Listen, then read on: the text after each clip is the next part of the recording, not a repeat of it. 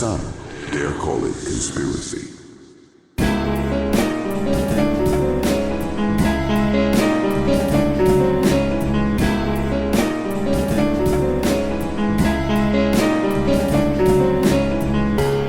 Welcome to the Some Dare Call It Conspiracy podcast, hosted by Brent Lee and Neil Sanders. After nearly 20 years exploring the world of conspiracy culture, we are taking our guests and listeners on a guided tour of the rabbit hole. Our mission? To discover where the truth lies.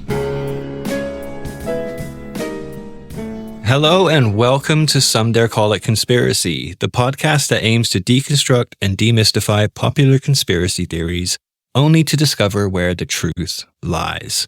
I am Brent Lee, aka the #1 disinformation artist and narrative defender. And of course, I am joined by my favorite turncoat and walking calamity, the brilliant Neil Sanders. How you doing, buddy? I'm all right, and I'm thankfully injury-free at the moment. Wicked. Now, before we introduce our guest, just a quick few announcements. We have a new website, and not that Linktree thing, but a proper one. Go check it out at somedarecallitconspiracy.com. You can listen to all the episodes there, and even read Neil's monologue episodes, like the new one about Lawrence Fox and Calvin Robinson's dreadful new podcast. Next, I have finally launched a campaign to raise funds for the very ambitious Tinfoil Confessions project.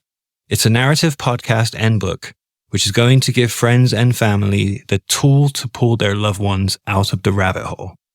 Your support is vital in bringing this project to life, so please go to www.tinfoilconfessions.com for more details of what this project entails, how to donate, and how your contributions will be spent.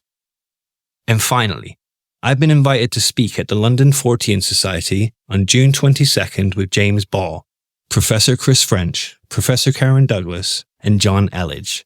You can get tickets for the live event or live stream on our website at somedarecallitconspiracy.com/events.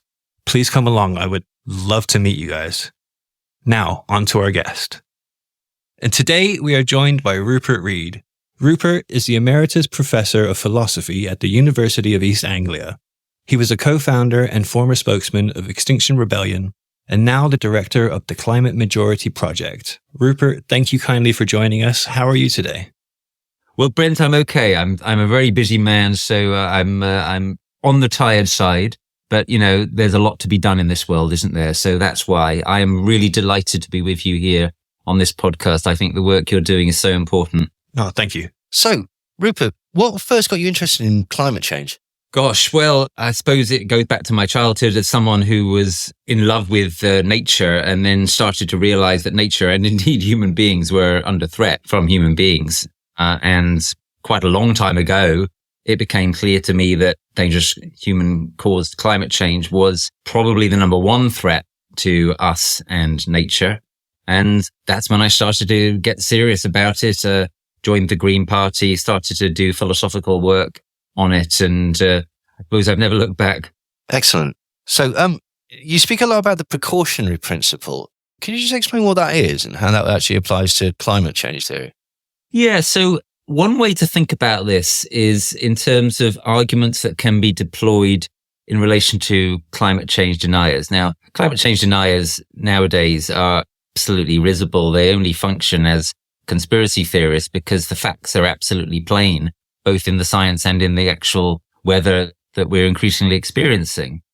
But for anyone who is still in that benighted condition, there is a very useful argument that can be applied to them, which is to say, look, you don't even have to believe the science or trust the models.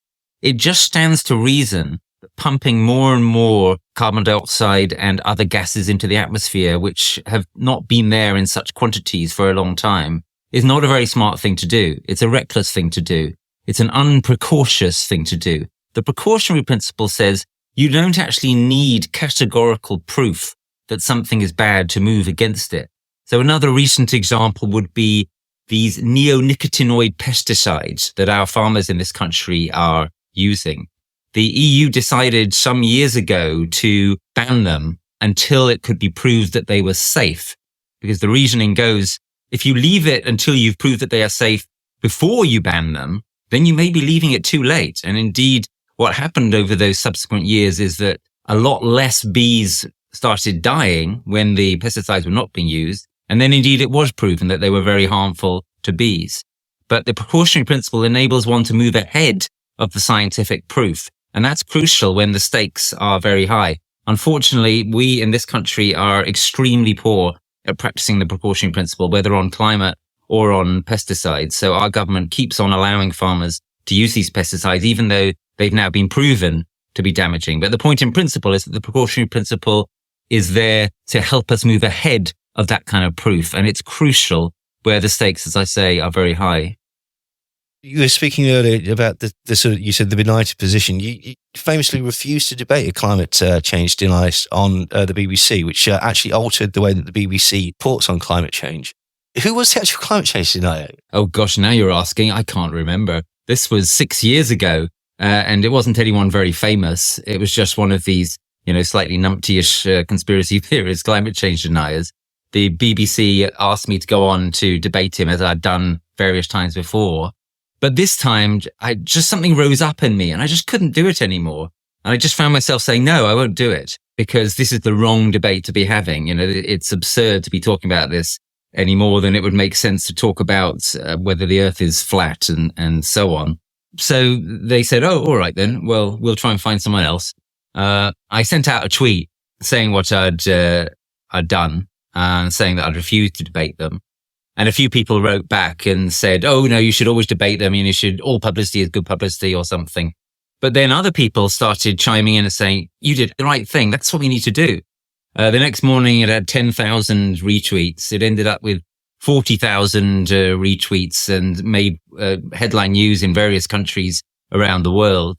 And it initiated a process whereby the BBC several months later changed their, by this point, absurd policy of using climate change deniers as balance for people like me or scientists and so forth.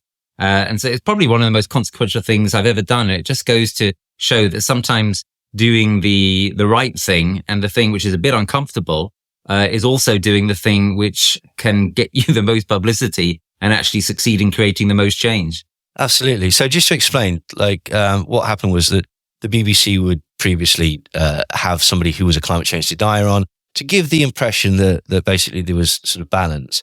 But you felt that this legitimized that argument. Yeah, famously, Lord Lawson of the Global Warming Policy Foundation kept being profiled and featured on the BBC. And it was just completely ridiculous to treat him as much of an authority as my former colleagues at the University of East Anglia in climate science, who actually know what they're talking about.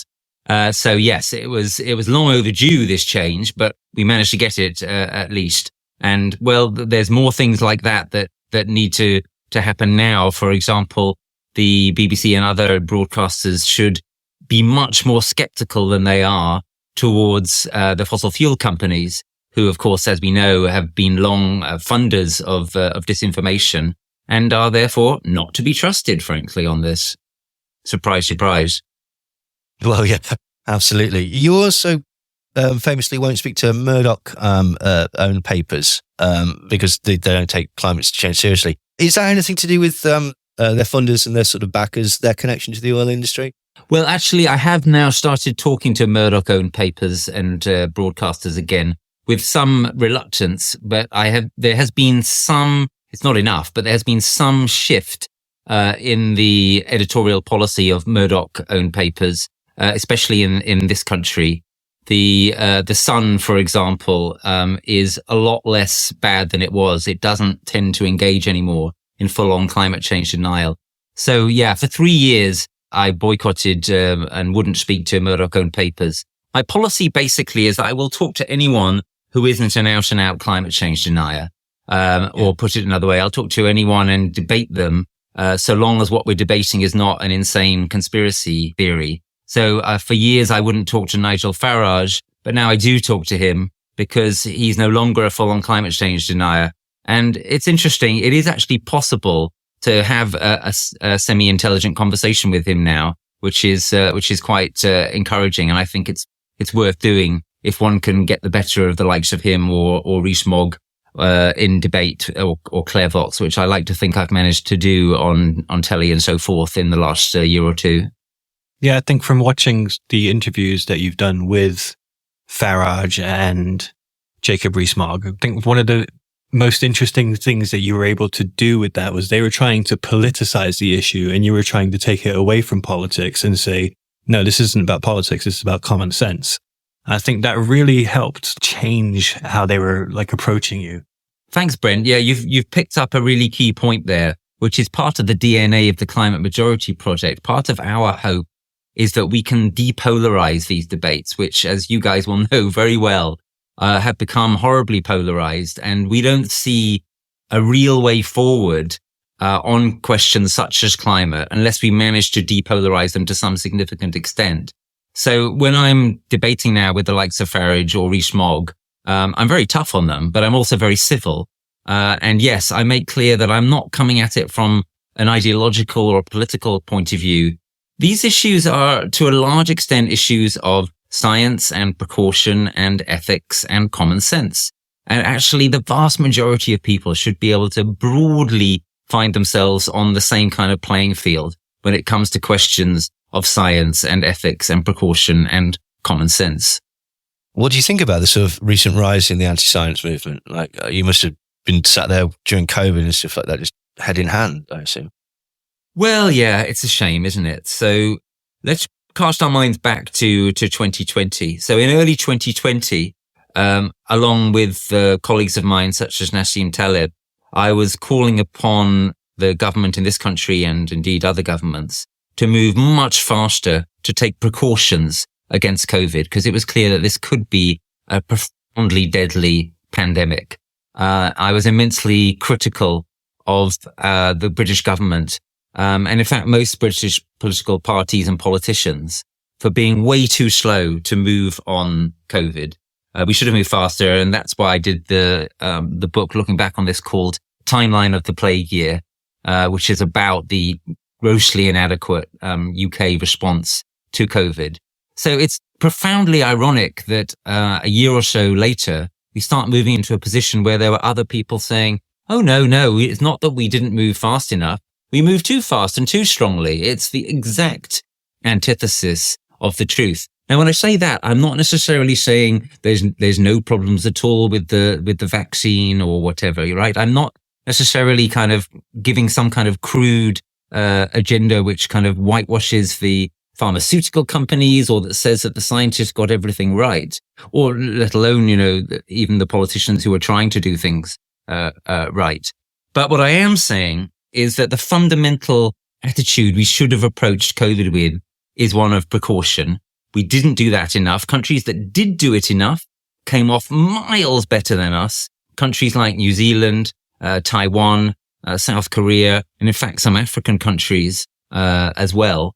And it is quite dispiriting that COVID has seen a rise in anti-scientism, which has got a wider platform now. And one of the reasons I was so keen to talk to you guys is that I have friends, including one very close friend, who has been sucked into this, what do you call it, abyss of nonsense, this kind of spiral of disinformation through things like YouTube algorithms. A very sensible, very intelligent guy who, from being very precautious like me in the early days of COVID, became a pretty extreme COVID skeptic, and that is dispiriting. In order to combat it, we need to double down on truthfulness. We need to double down on science, but those things are not enough. We also need to make clear the role of precaution. We also need to find ways of reaching out to people.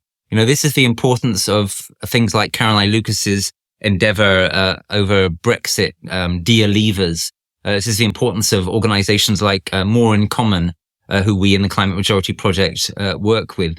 And this again is why I seek to be civil, even to those I deeply disagree with. Although there are limits, I won't engage in a debate with somebody who says, oh, COVID doesn't exist, or this is all a conspiracy by world governments to kill loads of us through the vaccine. That's the wrong conversation to be having. leave that conversation for us. Yeah, we'll do that one. Yeah, there are certain theories around the government response to COVID. There is a theory that basically they decided to go for herd immunity or something along those lines because essentially it was less disruptive to the infrastructure. And there's even further theories that basically they did this at the request of oil industry in America and certain newspapers in the UK because essentially they didn't want their bottom line to be affected. Have you heard of these theories and what's your take on them? Well, so I think we need to be subtle in our analysis here. On the one hand, I think it is pretty clear that the government in general and Boris Johnson in particular were very tempted by the so-called herd immunity approach.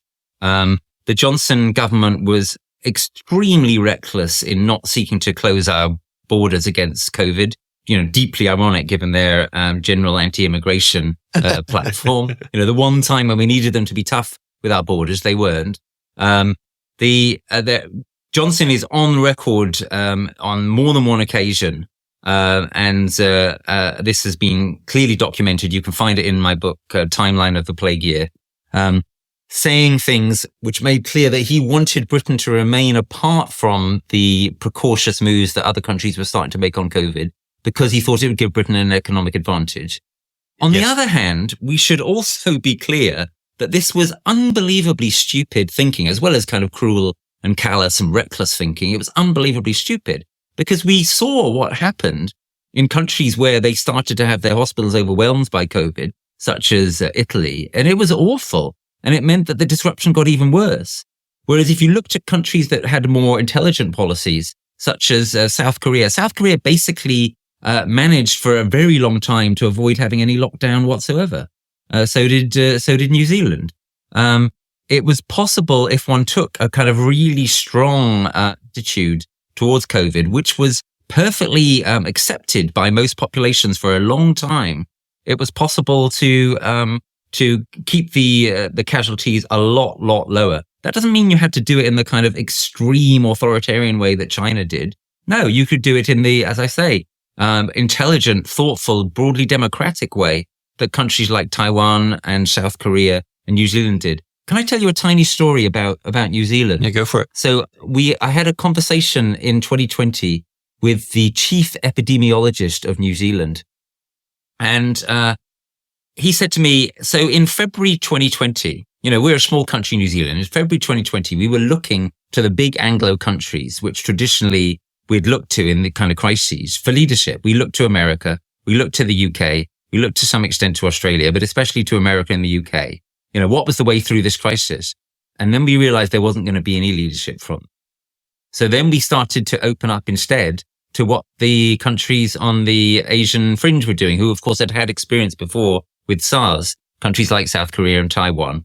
And we learned from them instead. And that's how we managed to have far lower casualties from COVID than the English-speaking countries did. So the great irony of the reckless policies on COVID and of the dallying with conspiracy theorizing that you had in the Conservative Party at times, the great irony of it is not only was it really unintelligent from the beginning, it didn't even make sense on its own terms. Right? The attempt to let COVID move through the population, as Johnson described it at one point, if that had been allowed to run, that would have been far more economically damaging than what actually happened. Yeah, absolutely. No, 100%. So let's just get into it. So what is climate change? Why is it a problem? And what causes it?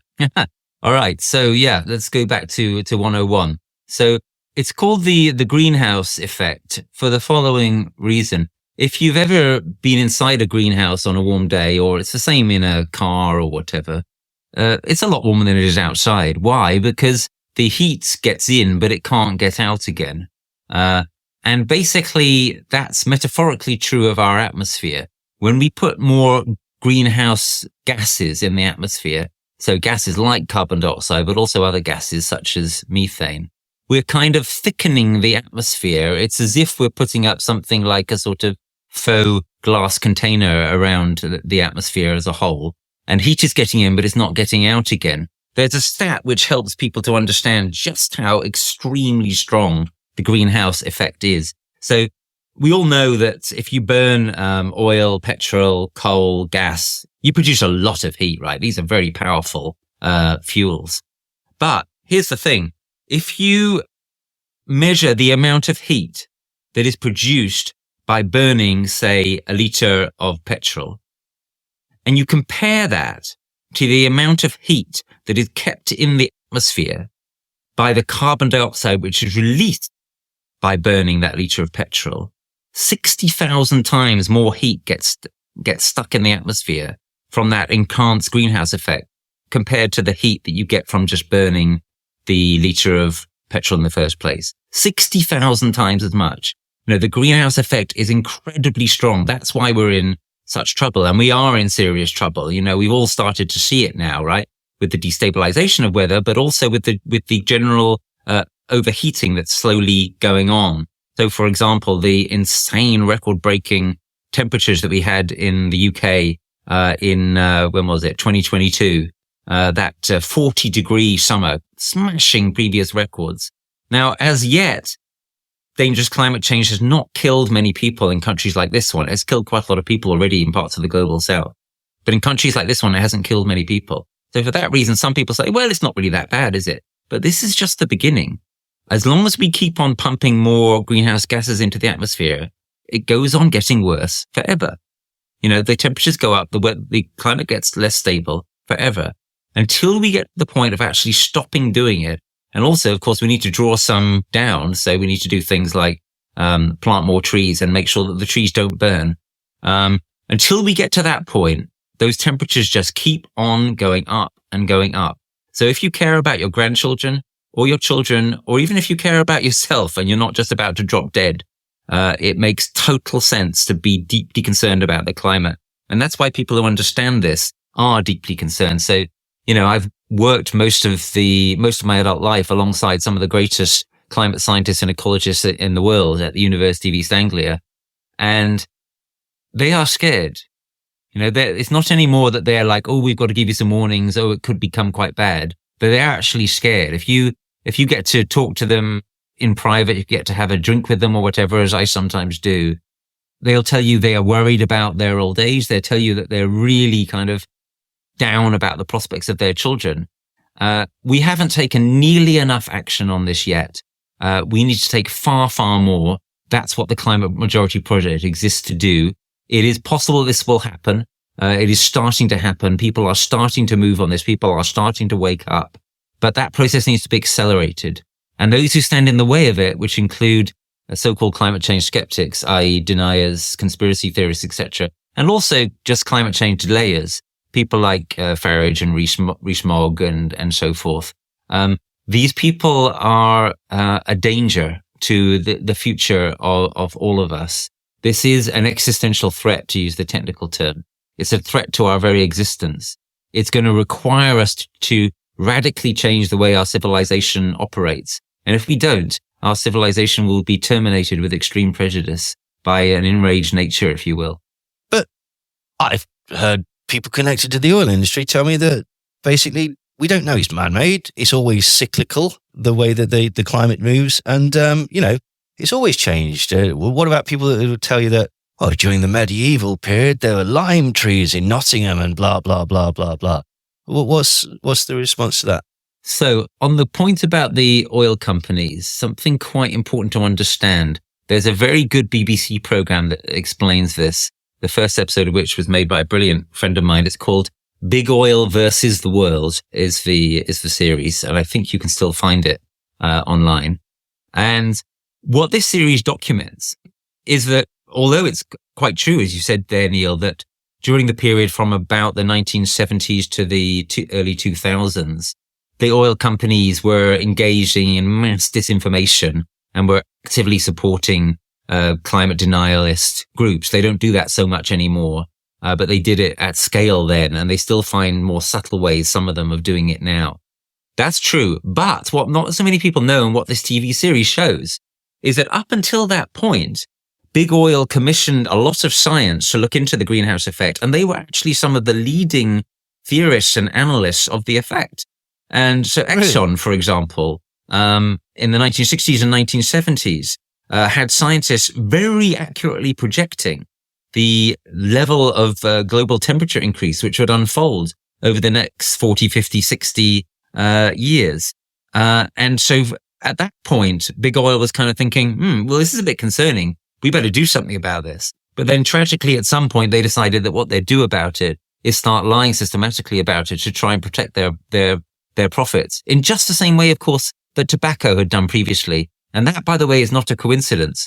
Many of the marketing agencies and advertisers who for years and years tried to prolong the business model of cigarettes and to try to pretend that there was an open debate and nobody knew that smoking caused lung cancer, many of those advertisers and marketers were the very same people who then did the same kind of job for big oil. Wow, that's incredible, actually. Yeah, you can find out all about this. It's all totally documented. There's a really good book, for example, called Merchants of Doubt, which is named after a really sort of, horrible advertising executive type person who said, doubt is our product, right? If we can manufacture doubt, then we can get people to carry on buying the sub-products, if you will, of cigarettes, oil, etc. for longer. That's incredible. There you go, conspiracy crowd. There's an actual real conspiracy. There's a real conspiracy. Yeah, those are real puppet masters. And everybody because of course there are still people out there spouting climate change, disinformation and denial.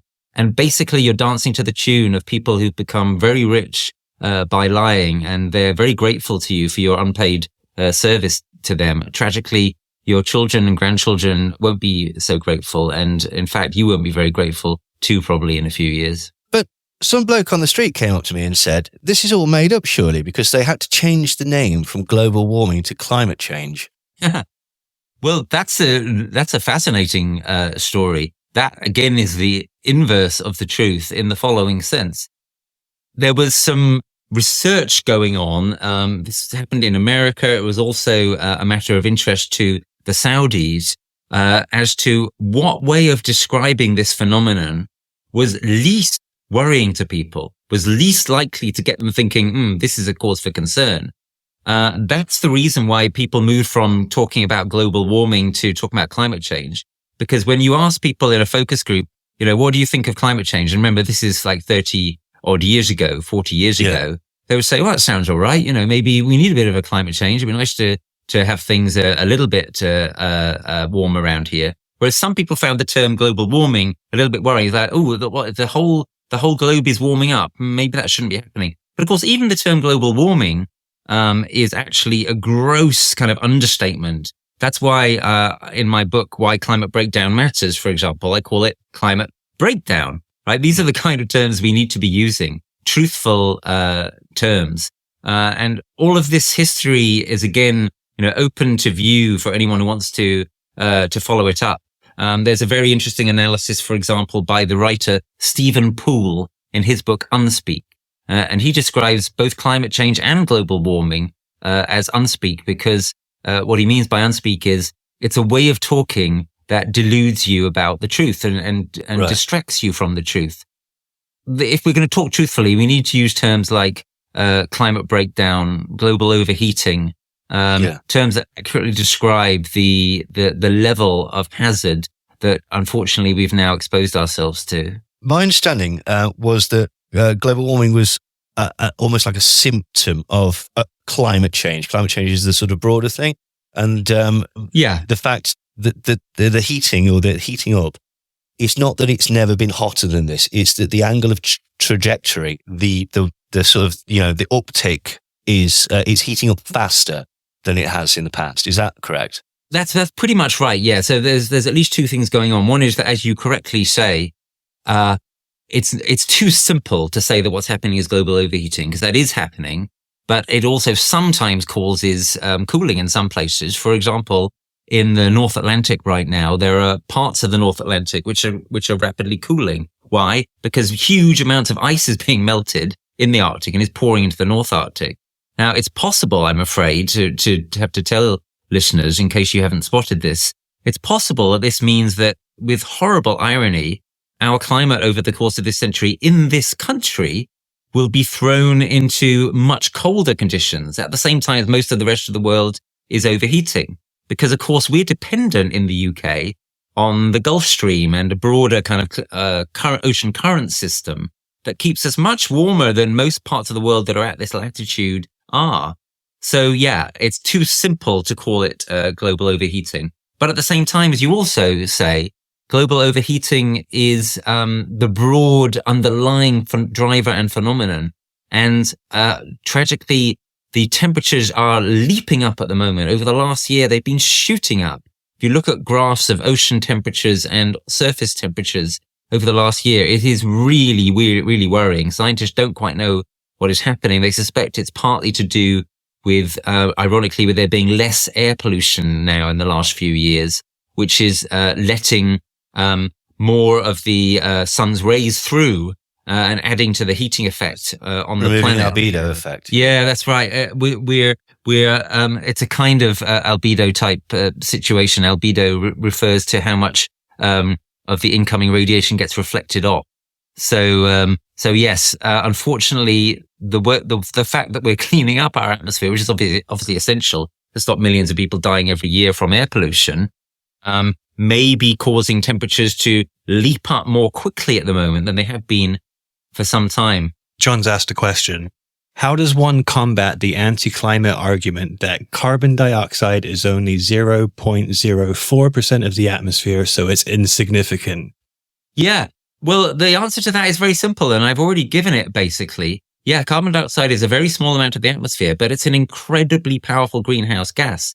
Now, one can also illustrate the point by talking about other greenhouse gases, which are far smaller percentage of the atmosphere, but are even more powerful. So methane is a minuscule part of the atmosphere, but it is, well, it's hard to say precisely how much stronger it is than carbon dioxide because for complicated technical reasons, but it's roughly about 80 times as strong a greenhouse gas as carbon dioxide.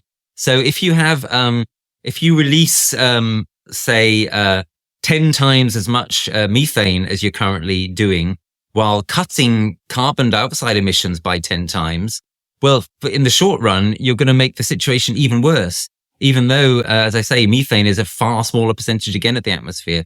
So really these percentages don't mean very much by themselves. You have to look at how strong these are as warming gases. So, I mean, you might think of it as something like this kind of way. The layer of glass around a greenhouse is quite thin, but it makes a huge difference to the temperature inside the greenhouse. And even if you have even if you don't have glass, if you just have like a really thin layer of plastic, like in some polytunnels, that can still make the temperature inside way hotter than outside. So I hope that may help anyone who's still perturbed by how the greenhouse effect works. What they're saying, oh, it's a tiny amount. It's like, well, yeah, but that's how significant those tiny thresholds are. It's like basically saying something like, oh, it was only a tiny amount of fentanyl. It's like, yeah, it doesn't take a huge amount, but there to be a huge response, basically. So weirdly, it's only 0.04% is actually, that's how fragile it is. Any more than that, and will cause serious problems. Yeah, and another way of looking at this is when you look at pictures of our planet, right? And you see that, the planet's quite a big place. And then around the outside of it, it has this incredible thin layer, which is the atmosphere. And the atmosphere makes all the difference in the world, to what goes on the surface of the Earth and in the oceans, right? That's why, the temperature on the surface of the Earth is a lot stronger, a lot higher than the temperature on the surface of the moon, even though they're the exact same distance, from the sun. So the atmosphere itself is kind of thin and fragile and easily disrupted. And my God, have we disrupted it? But what about people that say that carbon is the gas of life? And, more carbon, more plants, happy days. Yeah, well, so the situation is true. There is a nugget of truth there. There's a nugget of truth in that in the right conditions, if plants have a bit more carbon dioxide, they will grow a bit more strongly. The problem is that the conditions aren't right? So what's happening now in large parts of the world is that trees and other plants are growing less strongly because, for example, they're exposed to more heat stress. and they're exposed to more heat stress because of the greenhouse effect. And the greenhouse effect is there because there's more carbon dioxide in the atmosphere. So unfortunately, it's not absolutely not as simple as that. Yeah, absolutely. Carbon is the basis of life, but too much carbon in the atmosphere is making the Earth less hospitable to most life. And we are moving into a situation where many plants are going to struggle. Plus, of course, the horrifying fact that many plants are being burnt. I mean, of course, that's a broader problem in the sense that that's partly also due to forest clearance, etc. We must remember the climate crisis itself is only one part of a much broader ecological crisis that is caused by the unsustainable industrialized hyper-civilization that we have. But also another key reason, of course, for these wild, out of control wildfires that we've seen increasingly in recent years is global overheating. And just in terms of thinking about this from the UK perspective again, by the way, we should not consider ourselves immune here. We are desperately unprepared in this country for wildfires because we're not used to them, right? Unlike people in California or Australia, we don't have any history of having wildfires. But I would make a reasonably confident prediction that, unfortunately, over the next 5 years or so, it is quite likely that we will have wildfires like we've never had them before in this country, and we better get ready for them, as well as, of course, trying to address the root causes of why they're likely to be increasing. So, you used to be the spokesman for Extinction Rebellion. Extinction Rebellion, a slightly controversial organisation. Can you tell us a bit about them? What's their mission? What are their tactics? So, Extinction Rebellion was formed in 2018, and as soon as I found out about it, I got involved because I thought, this is the kind of thing I've been looking for. This is an organisation which is willing to be absolutely truthful about how bad the situation is, because people have for so often, it's so ironic that climate change deniers say, "Oh, you're exaggerating the problem, you're alarmist, etc." The truth has so often tended to be the opposite. So many politicians, so many scientists, so many media commentators across the years have tended, if anything, to downplay the severity of the situation for various reasons, including that they didn't want to scare the population. But guess what? We need the population to be alert to what's happening. Otherwise, how are they going to know how to respond to it adequately? So you've had a situation where people have been insufficiently warned. So Extinction Rebellion came along and said, we have to warn people adequately. We have to raise the alarm. And that's what we sought to do. And part of the way we sought to do it is by forcing a national conversation in 2019 by engaging in mass nonviolent civil disobedience in the tradition of the suffragettes and Martin Luther King and Gandhi and so forth. And, well, it worked. It worked better than any movement or political activity that I've ever previously been involved in. The conversation was forced and opinion was changed. Consciousness was changed. Opinion polls are very clear about that. Also, you had things like myself and colleagues went to discuss and negotiate with Michael Gove et al. From the government, and the upshot of that was that Parliament declared a climate and environment emergency, and then you got the first ever net zero law coming in that summer, and so forth. So Extinction Rebellion in the early days worked. Extinction Rebellion carried on trying to do the same thing and grew for a while. My view in 2020 started to become that maybe Extinction Rebellion had achieved most of what it was capable of achieving, at least for the moment. And like quite a lot of other former rebels, I decided to move on and to try to create an organization that would be more amenable, acceptable, welcoming to ordinary people, to ordinary citizens, many of whom would never have joined an Extinction Rebellion event. And that's what a lot of us have done. And we're trying to coordinate a lot of that work through this organization that I created called the Climate Majority Project. If you're somebody who gets the point of Extinction Rebellion or Just Stop Oil, but does not want to engage in nonviolent direct action, does not want to disrupt the public in the way that Just Stop Oil still do, for example, Extinction Rebellion has stopped disrupting the public. If you're somebody who falls into that category, if you vibe with the cause but not the tactics, then the Climate Majority Project is for you. That we are here for the majority who get it, that we are in trouble, and who want to do something about it, are not quite sure what to do, and understand that it isn't enough just to carry on seeking to raise the alarm. I did think it was rather hypocritical of the conspiracy crowd because they were very behind things like the Canadian trucker protests and things like that, where essentially there were sit-ins and, mass civil disobedience and disruption, and yet decided that apparently Extinction Rebellion, where they're doing very similar things, were the worst people on the planet. And it was just, that's very disappointing. So tell us a bit more about climate majority, please. So what we try to do is to help network and support and name, if you will, something which is already happening. And this is the really encouraging thing, that mostly below the radar, all sorts of organizations have been springing up over the past several years, which have been trying to organize ordinary people in effective ways in the places where they live, in the places where they work, in the places where they pray, and so forth. So let me give you a few examples. That's usually the easiest way to get people to understand what this is all about and what we mean by the climate majority.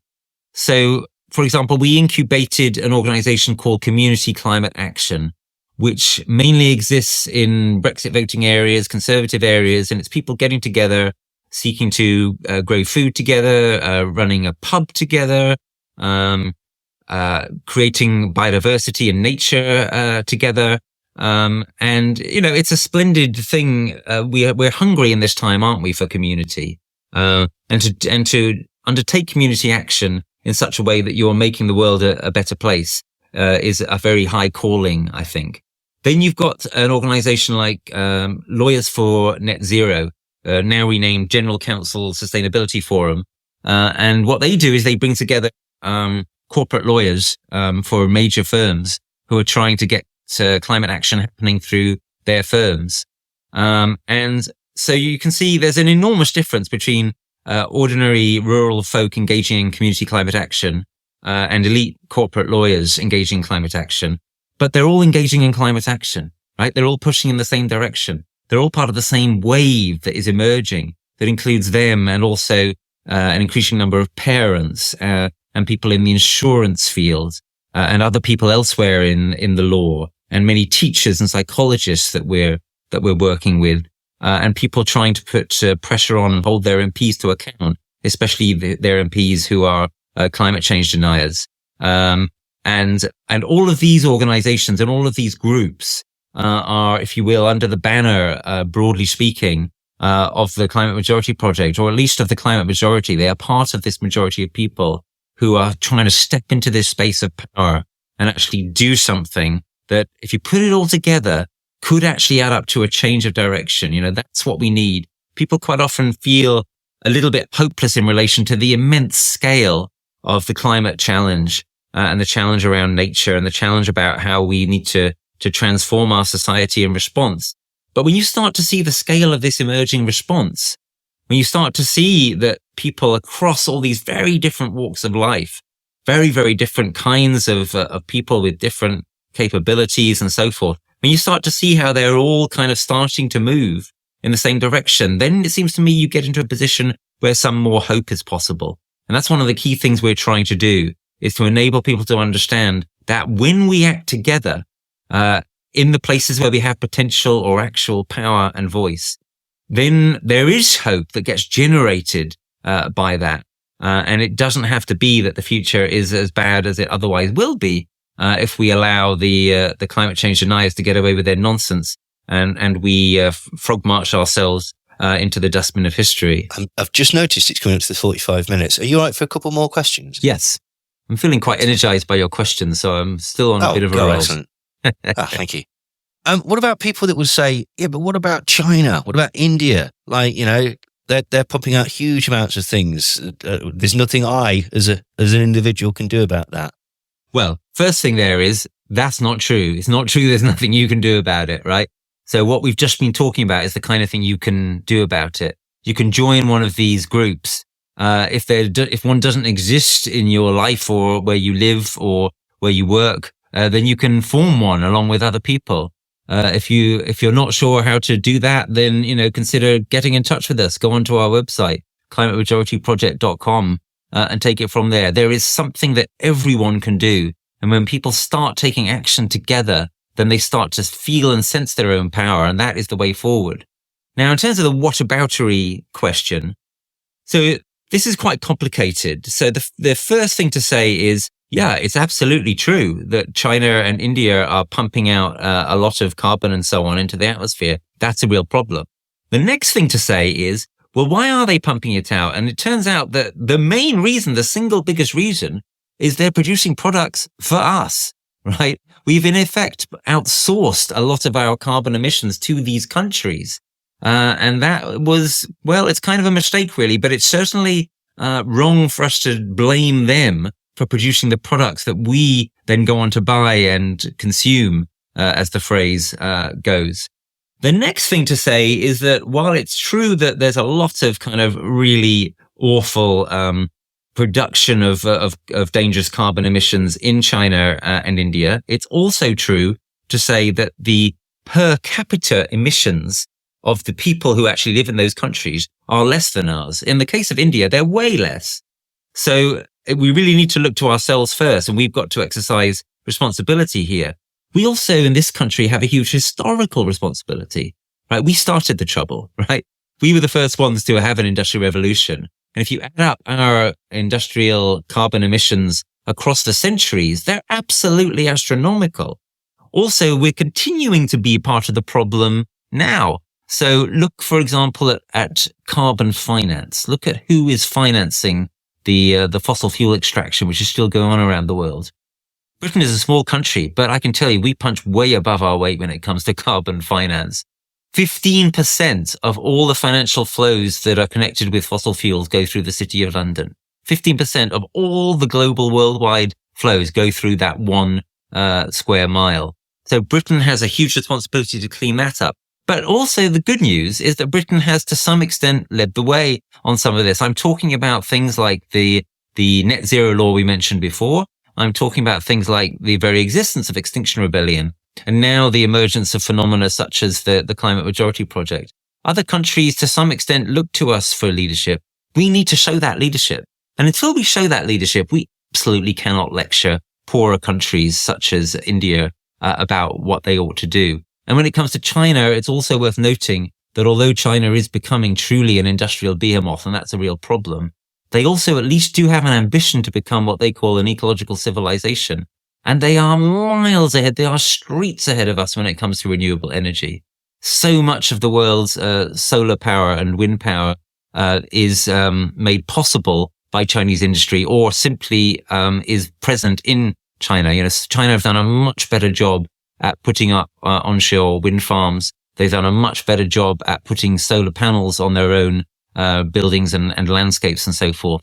So it just isn't good enough for people to say, what about China? As I've sought to describe in the last couple of minutes, there are multiple reasons why we need to step up and take responsibility, and some ways in which we should actually be inspired by them as well as trying to lead ourselves. Okay, I've got just a quick one. Because there's always like a lot of confusion and misinformation in the conspiracy world.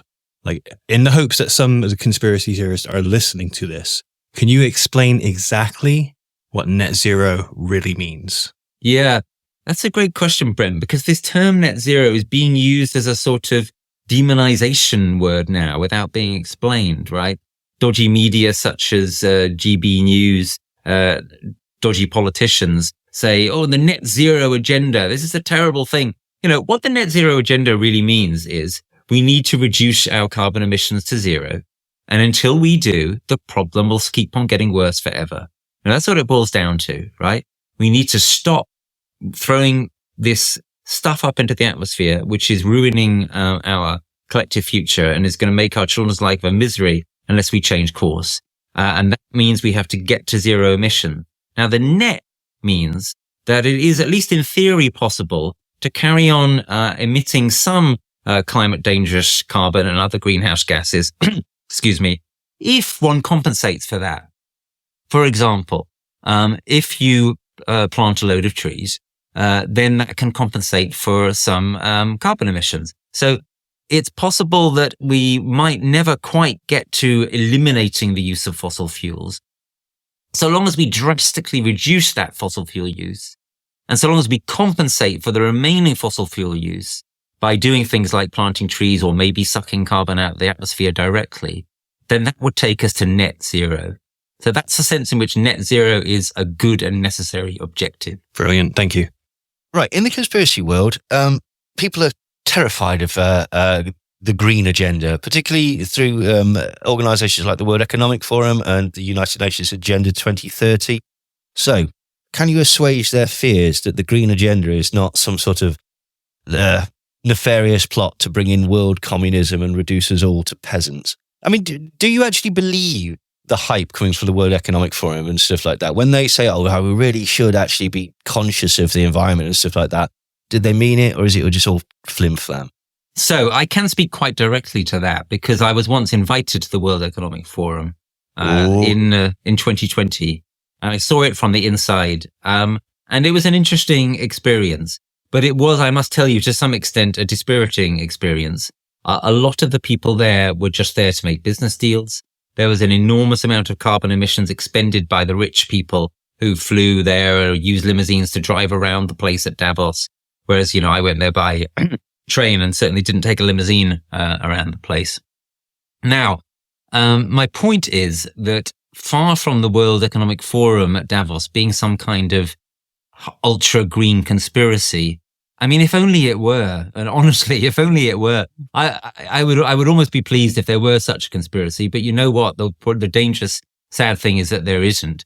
The World Economic Forum are trying to do a sort of good job of greenwashing and tinkering with business as usual. They are not going to save us. They're not. If they were going to bring in some kind of green utopia, I might be all for them, but they are absolutely not. So it is a pretty ludicrous target for conspiracy theorism, to be honest, the World Economic Forum. They don't have as much power as people think. And even if they did, they wouldn't be bringing in kind of extreme green measures. On the contrary, they are primarily a plaything of the ultra rich and of capitalism. Excellent. Thank you so much for your time. You've been incredibly generous with it. We will hopefully get you back on again because there's so much more that we could talk about, but we're very, very conscious of the time. So just to sort of wind up, what can people do if they want to help, if they want to get involved? As you said earlier, it can seem sort of daunting, a bit sort of like, oh my God, what the hell am I fighting against? Whatever. What is just like simple things that the average person could do to help? Yeah, good. So let's start with one or two of the things that people can do just in their sort of day-to-day life in interacting with other people. So one good thing to do is to talk about the climate and to talk about nature, to talk about your concerns, to talk about your feelings, to talk about the changes that you may have noticed. Worth talking with farmers, for example, or older people or people who know about nature or experts on birds, flowers, etc. There are real changes and declines that are going on, and we need to talk about them. Also, if you hear nonsense being talked about climate, please consider being brave enough to challenge it. If you hear someone spreading disinformation, or if someone tries to spread it to you or to someone you love or something like that, please be willing to speak back. I'm not saying that you should engage in a long debate with someone who is a dogmatic climate change denier. My view is that is usually a futile waste of time. But what you shouldn't do is allow disinformation or misinformation to pass completely unchallenged and to seem as though it's acceptable. Now, moving on from that, we actually need to take positive action, and we need to take it together, right? It's not enough to think, oh, maybe I should fly less, or maybe I should eat less meat or something. It's worth doing those things. I do those things myself, but they are small beer compared to the kind of changes we need to make. We need to make changes through the political system. We need to make changes where we work. We need to make changes in our communities. All our institutions need to make changes. Whatever institution you're a part of, there is some way in which that institution could do the right thing on climate. So I'll just give you one or two sort of random examples. There are an increasing number of climate choirs. So this is people who love singing. And what they do is they sing about climate and nature and what we need to change if we're going to have a decent future for our children. There are people who are working to bring climate consciousness into sport. Sport has a really big footprint. People look to big sports people for sort of celebrity leadership, sometimes moral leadership. the way sport is done needs to change. And if it doesn't change, we're in trouble. And if it does change, things will move in the right direction. And the same applies, virtually wherever you look. So even if you feel like you're a very small person with no power in your life, you are part of something, whether it be your local community or an affiliation with a sports team maybe, or whether it be through where you work, or whether it be through where you club together with other people to try and make a difference in whatever way. Difference can have and needs to have a climate and nature dimension. The science writer, the science fiction writer, Kim Stanley Robinson, has a helpful thing to say. He says, any picture of our future, any story of our future, which doesn't have dangerous climate change and our efforts to deal with it built into that picture or into that story, is science fiction. Right? The world is changed. It will carry on, unfortunately, changing now for a very long time to come. For example, sea level rise is going to carry on for a long, long time to come, even if we get our house in order. So this is the great challenge of our times. And I can tell you from personal experience, there's nothing more brilliant or powerful than finding your purpose and stepping up to be part of the response to that challenge. And that is why I'm so delighted to be doing this work with the Climate Majority Project. And that's why I love talking about it with folks like you. The irony is that there's a certain crowd that wants to claim that the green agenda is designed to take stuff away from the little people. And the irony of that is that basically if we don't do something about it, there's going to be something taken away from absolutely everybody. That's going to be far worse than any silly conspiracy theory about communist agendas and making us eat insects and stuff. So, thank you so much for the time. Tell us, how can we get involved with Climate Majority? So the Climate Majority Project, you can find us at climatemajorityproject.com. Do sign up for email updates. Look around the website, and one of the main things you'll see is stuff there about how you can decide how best to pitch in, how you can best get involved with an existing group, a group that we incubate, a group that we collaborate with, a group that you might set up yourselves, whatever it might be. This kind of thing is happening all the time. And the more people who do it, the more we step into a virtuous circle where things get better and better rather than getting worse and worse.